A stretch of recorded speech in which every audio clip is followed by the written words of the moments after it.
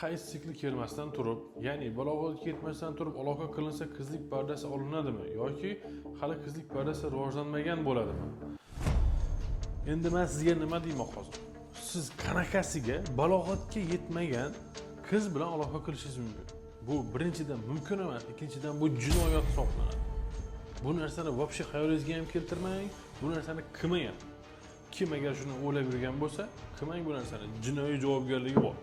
Endi savolni o'ziga keladigan bo'lsak, tibbiy tomonlama javob beradigan bo'lsak, qizlarda qizlik pardasi tug'ilganda yo'q rivojlangan bo'ladi. Ya'ni qizlik pardasi bilan tug'iladi, oddiy qilib aytadigan bo'lsak.